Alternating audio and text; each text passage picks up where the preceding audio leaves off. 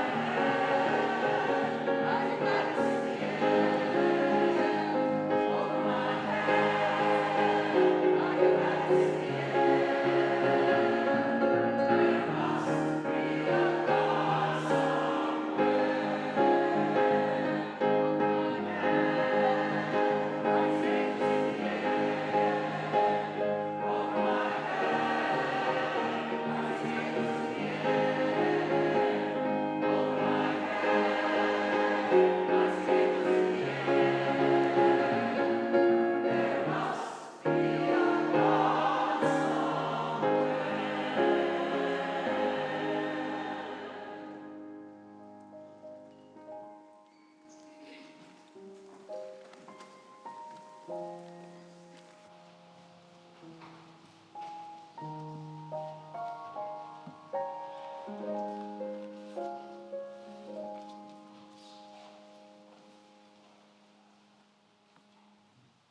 morning, All Souls. Welcome. Happy Lunar New Year. Happy Black History Month. Lots to celebrate.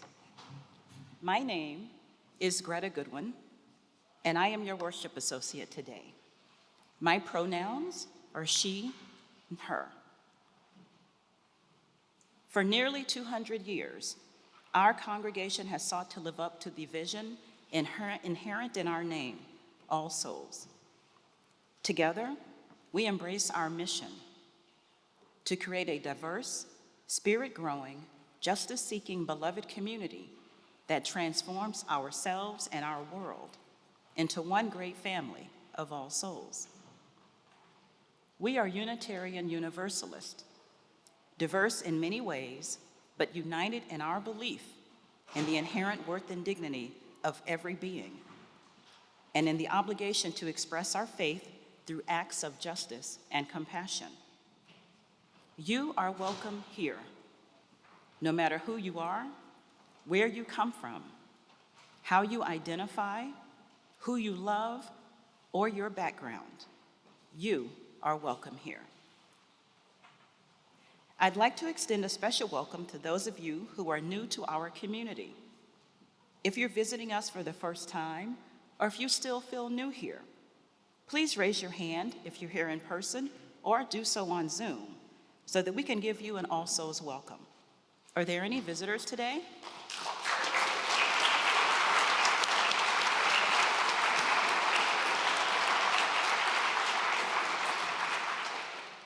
Welcome.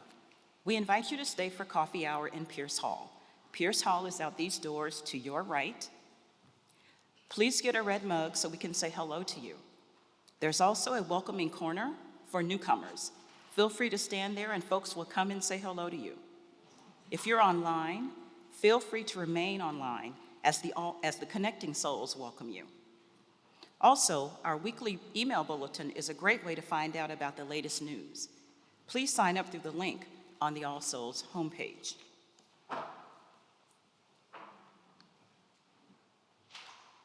Today, we honor the great legacy of Indigenous and enslaved peoples at this international crossroads now called Washington, D.C. For generations, the Indigenous Piscataway tribes have been the traditional caretakers of our bioregion.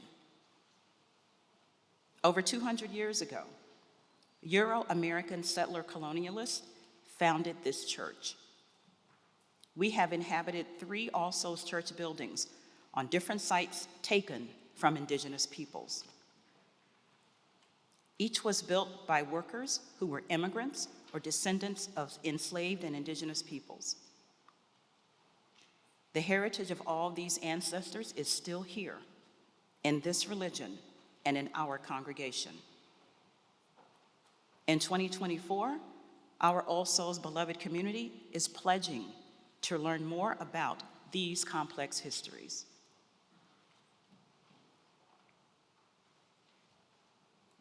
In this Black History Month and beyond, we urge you to explore a DC treasure, the National Museum of African American History and Culture. You can do this in person or online. May we learn together, wherever we reside, as we begin to reckon with the past and imagine the future. Now I invite you to greet one another.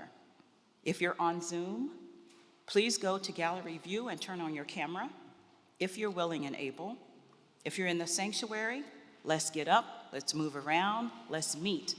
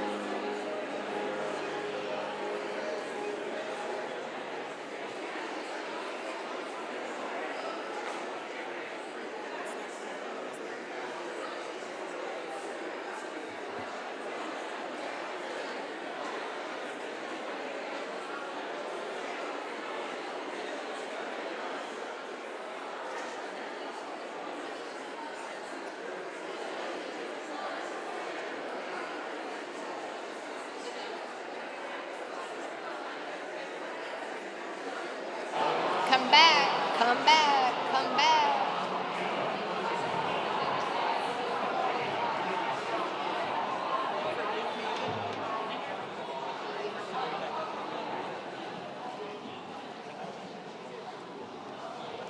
All right. Let's continue our conversations after the service. And again, welcome everyone to All Souls.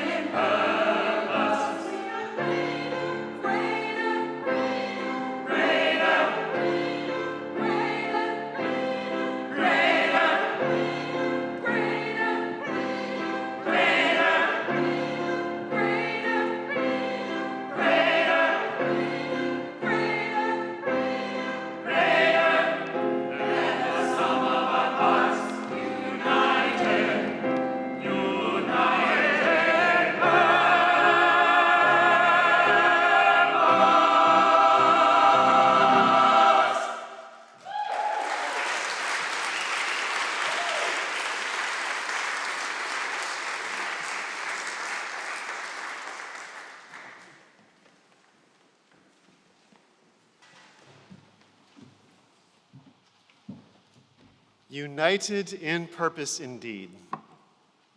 Hello all, I'm Keith Arnold, your Acting Director of Music and Arts. You can refer to me with he, him pronouns. On this day, we are considering the new saints and what that means to us as Unitarian Universalists. On this day, there are a few upcoming events in the life of the Church at All Souls. This Wednesday, February 14th, at 7:30 p.m., is the monthly Vespers service. A Vespers service is meditative chanting. There is sound and silence. You are welcome there to sing, to listen, to move about the sanctuary in a contemplative spirit. If you are having a hard week, you might be comforted.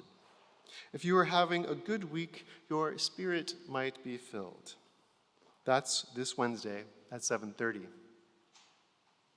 A few moments ago, you heard the Jubilee Singers Anthem, which sang the words of Maya Angelou, "When we unite in purpose, we are greater than the sum of our parts." This is true in the justice work of All Souls, and you can help participate in that work by attending a workshop series of foundational practices in conflict transformation. Dates are Sundays beginning February 18th. The details are in your order of service. You are welcome and encouraged to participate in this transformational work. As has been shared from this pulpit and in publications, All Souls is embarking on a capital campaign to, among other things, mitigate water damage. I'm thinking of the water just this day that may be making its way in certain areas. We want to mitigate that. We want to repair the steeple and ensure that this beloved building is in good shape for ourselves and for future generations. Save the date 2 weeks from now, Sunday, February 25th, for an after-service celebratory lunch and party to kick off the Hope Rises Capital campaign.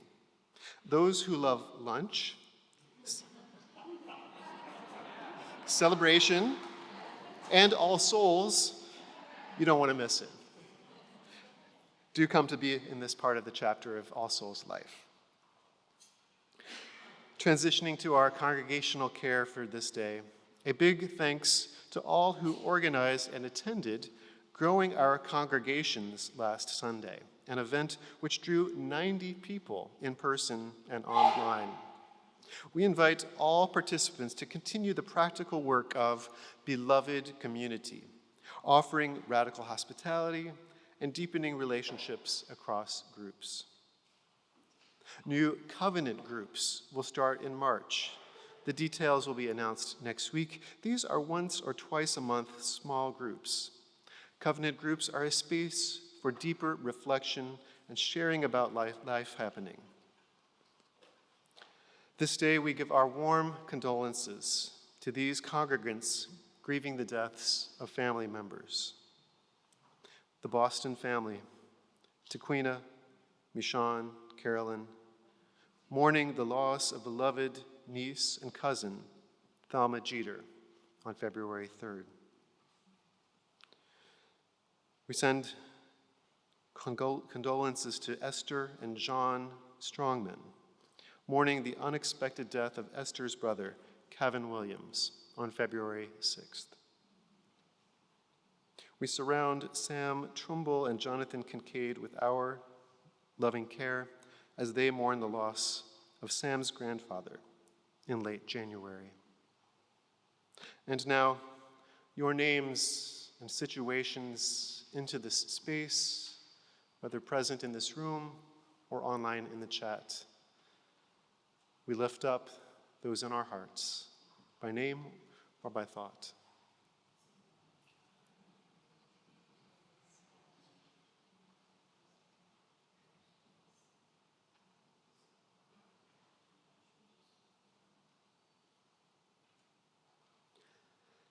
Let us move into a moment of prayer. We hold those names that were shared aloud or silently those close to us, those beloved ones. Opening the circle, we hold as well those in the vicinity of all souls, those who celebrate good fortunes and those who shelter underneath the porticos of this edifice, those who eat the food from the pantry. Opening the circle, we hold those in this town, those who have the power to decide or who choose not to decide, and whose decisions impact lives across the country and the world. Opening the circle, we hold all who find themselves in harm's way, whoever and wherever they are, all who face a diagnosis or injury or war.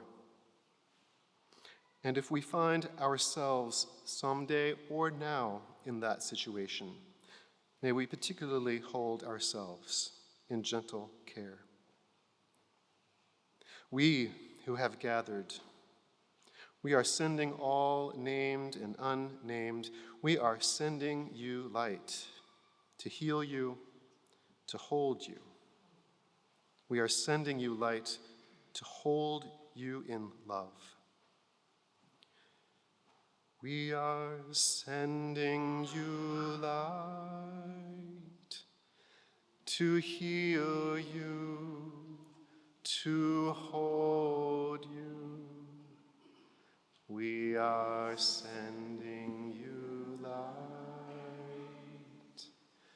to hold you in love.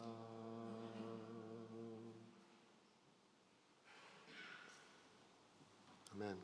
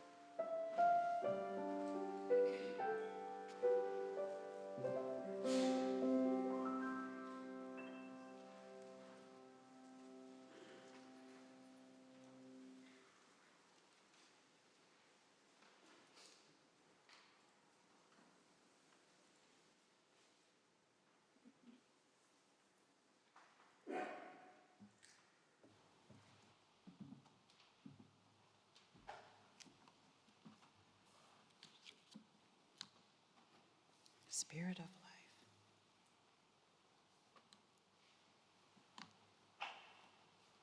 Today's reading is an excerpt from Becoming a New Saint by Lama Rod Owens.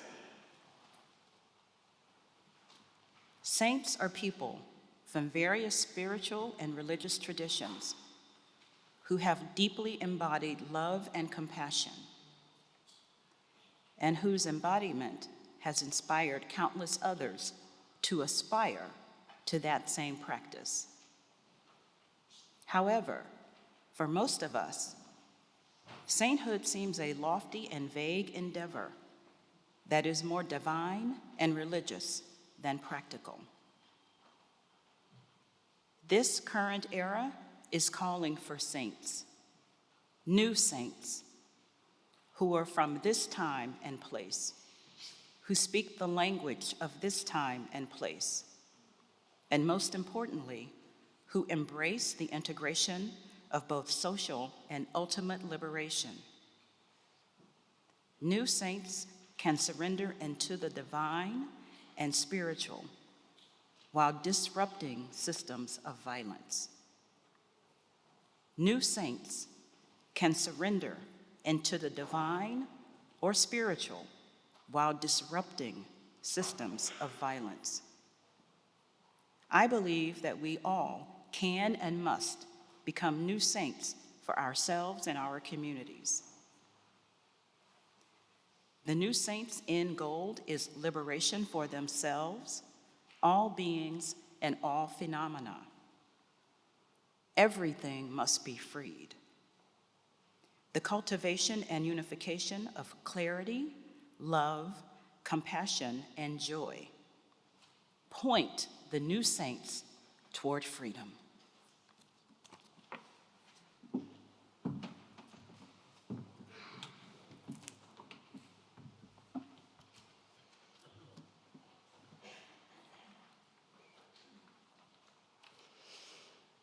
I think every time we gather for a service, or take a walk, or go to Vespers, we practice the pause.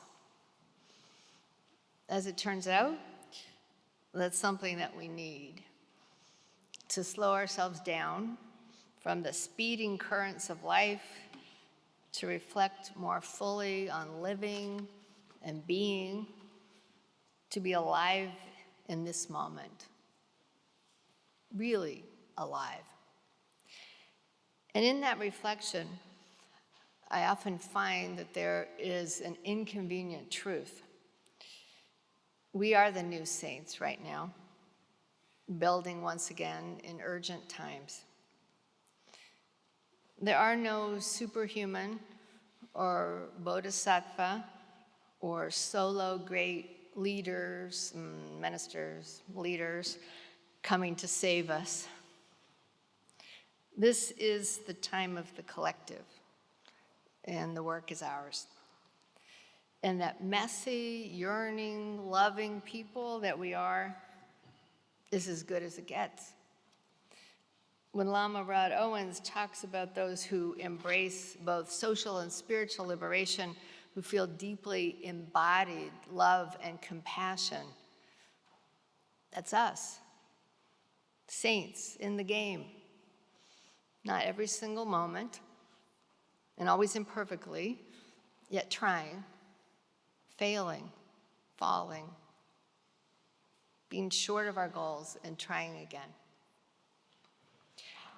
I experienced Lama Rod Owens in a series where his down-to-earth teaching style and his warm-hearted encouragement were so refreshing. And after each guided meditation section, he would ease us back into the room with this hearty admonition. Now shake it off, like Mariah Carey. Now, that was not the usual Buddhist teaching, but this was hilariously apropos coming from a self-described Black Buddhist Southern queen. Shake it off, like Mariah Carey. We have a lot of shaking off to do. And in a time that is trying our souls, One of Lama Rad's core offerings is how to be with grief, how to bravely encounter all that we are mourning. He teaches that we must stay present in the current fires and in the pain of the rapid change and loss. So when Lama Rad calls for the new saints, people who speak the language of this time and place, I hear a plea for fluency with lament. For how can we be alive on earth today and not grieve so much that is falling away? How can we not notice that many institutions and structures are literally crumbling before our eyes? We see that Earth climate, creatures, biospheres are changing at these astonishing speeds, and observe that so many humans are just determined to double down on systems of violence, dominant control, and destruction. Hanging on to those old toxic ways of being in a world and a time that is yearning for so much more. And yes, there is much to mourn. And so we need some tools to navigate in these distressing times. Over thousands of years, coming to know this personal inner world has been a strategy. It is a technology for finding a way. The spiritual practice of meditation brings us to our messy interior spaces for the purpose of also being active in the world with more care. And so cultivating these qualities of personal honesty and patience and kindness within goes with the opportunity to bring this way of being directly to everything around us.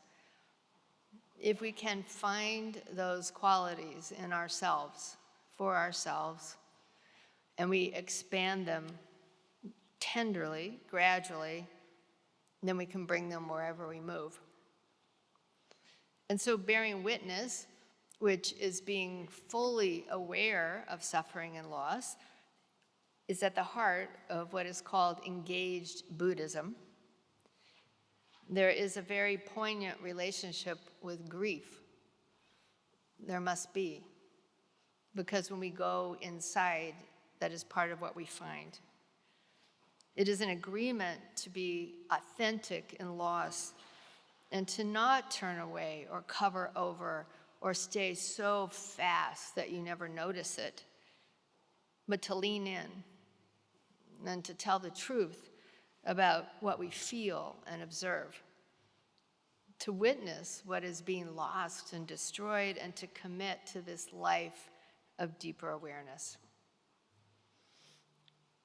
And so the paradox of that inner work is this: allowing that tender vulnerability opens our hearts to the experience of wonder and gratitude as well.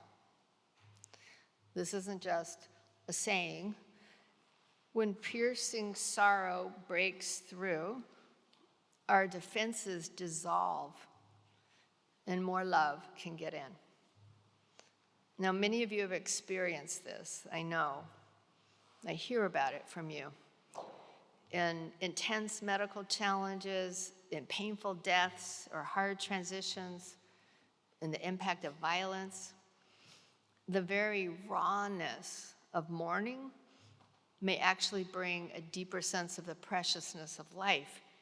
And if we can feel the sorrow fully, then we feel care and joy and delight more deeply as well. Francis Weller's wonderful book, The Wild Edge of Sorrow, has been working on me for some months. I needed it. In the midst of family and community loss, in this planetary destabilization, in the middle of professional change, many of my habitual markers have shifted. And Weller creates these powerful rituals of renewal in what he calls the sacred work of grief for the Commonweal Cancer Help Program that also impacts people far beyond those who are in the cancer dance. Here's what he says about spiritual practice, a term he uses broadly.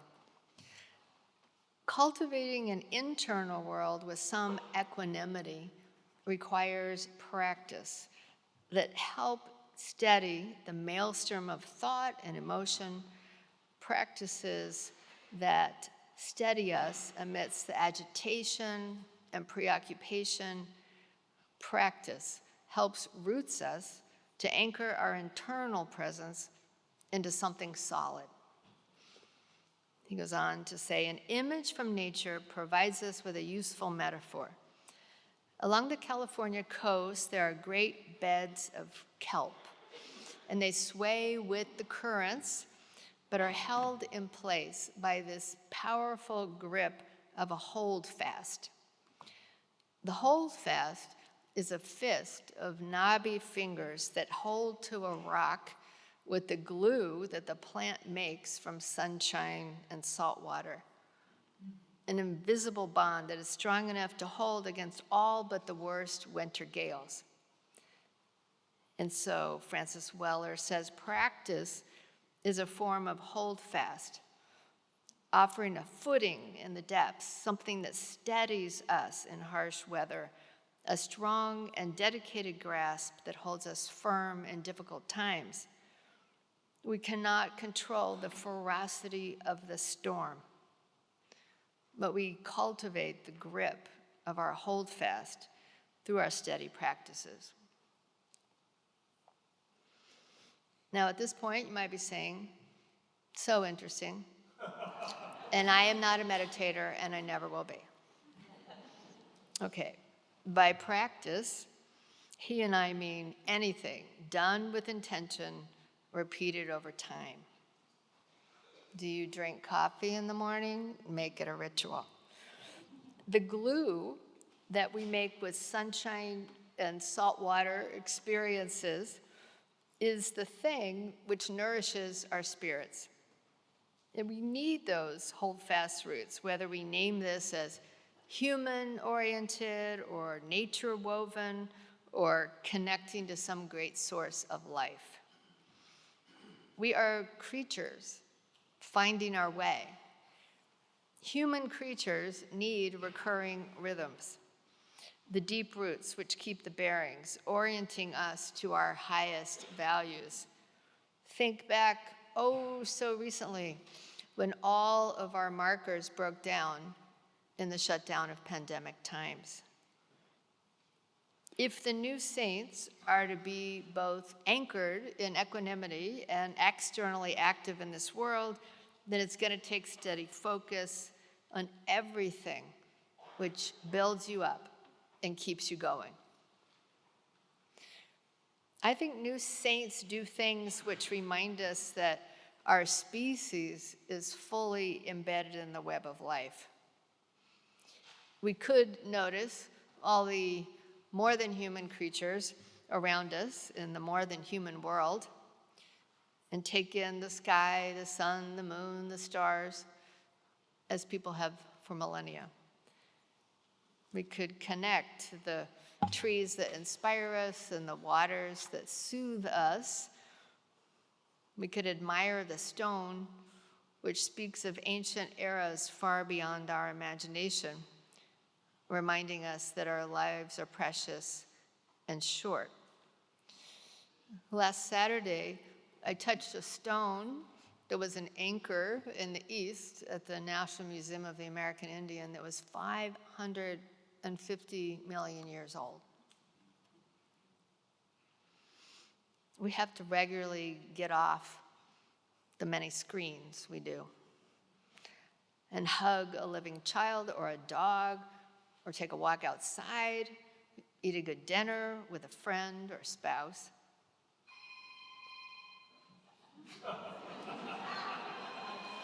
The new saints are calling.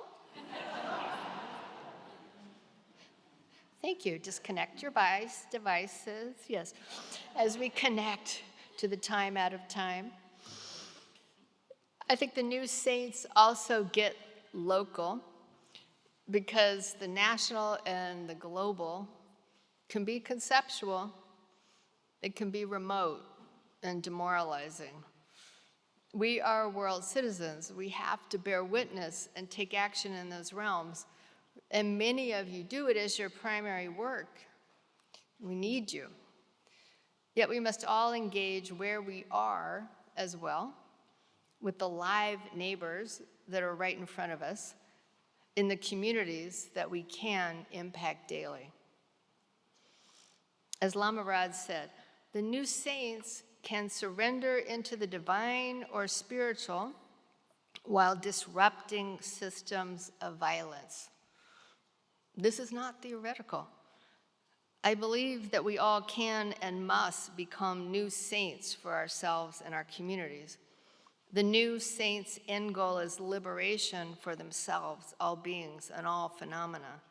Everything must be freed. And so the new saints show up in the places where we have made commitments. We honor the promises that we have made to one another.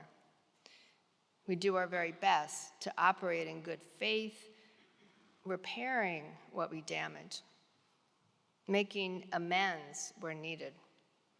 And we build anew, over and over, intuiting the vision, then moving with care into the actions which are ours to do. So how are you going to disrupt systems of violence? How are you going to practice love? How will we find liberation for ourselves and our congregation and all our beloveds? Not in our heads, but in real life. It takes repeating practice, my friends, day by day, week by week, and it is the work of our lifetime. Everything must be freed. Blessed be. Amen.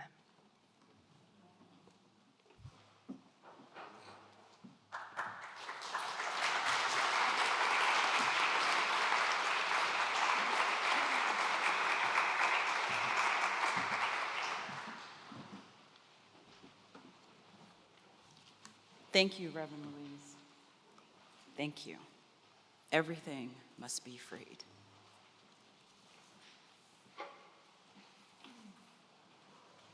On this Sunday, February the 11th, I'd like to talk about a saint. For many of us, this date, February 11, has profound significance in relation to a particular saint, a particular disruptor, Nelson Mandela. My family and my close friends know what it means when I say, because we say it all the time, February 11, 1990 was a Sunday.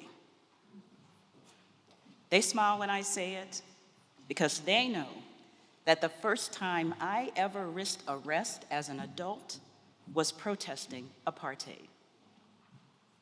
One of the greatest leaders of my lifetime, Nelson Mandela, South African freedom fighter and anti-apartheid activist.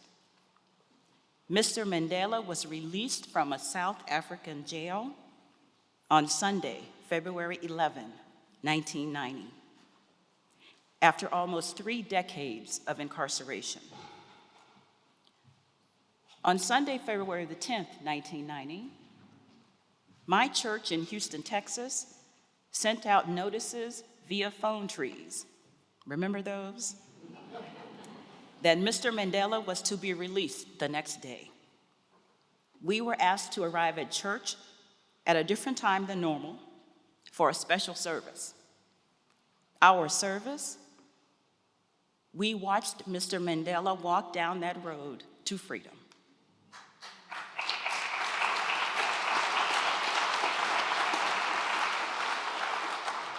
But of course, he was always free. We sang spirituals, we prayed, we cried, we remembered as we watched the man who had put his life on the line for humanity. He was our saint, and we watched him walk free. February 11, 1990 was a Sunday.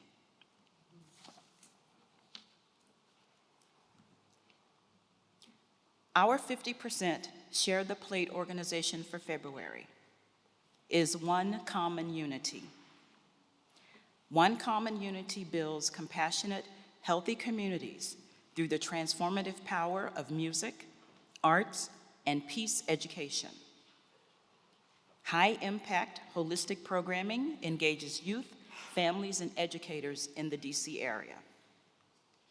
One Common Unity creates shifts towards peace through in-school and after-school programs, mental health services, citywide campaigns, teacher training, family engagement, community concerts, and art showcases. If you are in the sanctuary, the ushers will be passing the plates for our offering. You can also give by texting ASCU to 73256.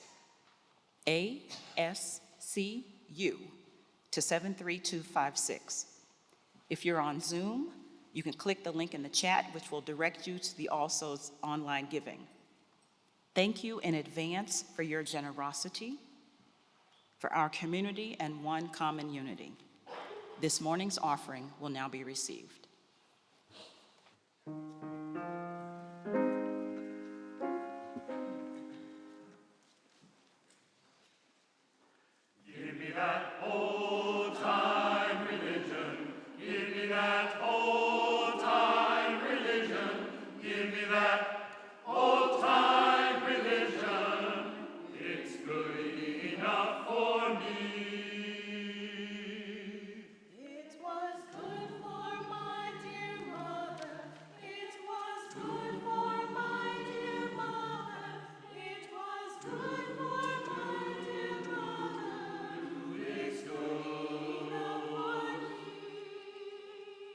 Hallelujah. It was good for Paul.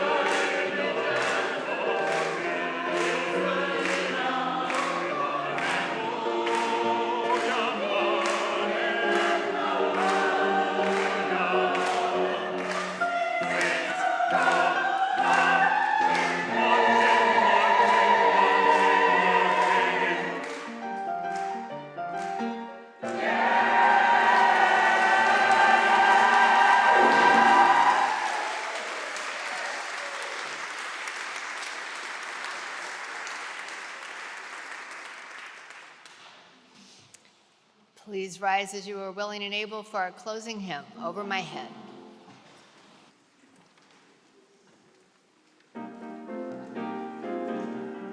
We are building a new way. We are building a new way. We are building a new way, feeling stronger every day. We are building a new way. We are working hard every week. We are feeding our every need. We can feed our every need. Start with love, that is the seed. We can feed our every need. Peace and freedom is our cry.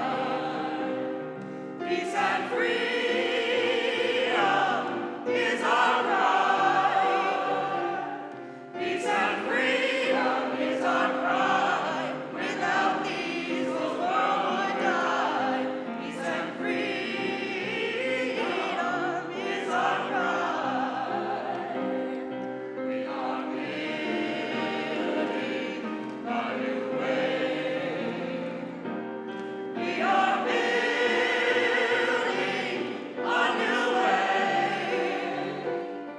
We are building a new way, feeling stronger every day. We are building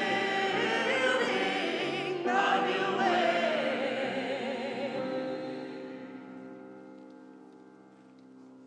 You can be seated. Thank you. Sorry for that wrong steer. It is no longer over our head. We are building a new way. Yes. And I close with the words of Dr. Bayo Akomolafe, who is a disrupting prophet in these times.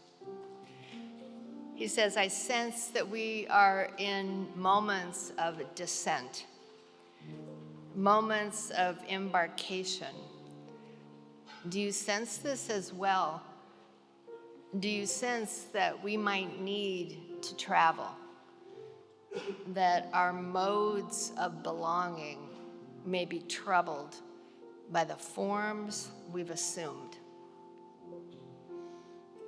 And so, remembering these questions from Akomolafe, let us embark on the voyage of the new saints, grief and love flowing, authentic desire to heal, and a longing for justice. Here, now, for this very time. Go in peace and practice love.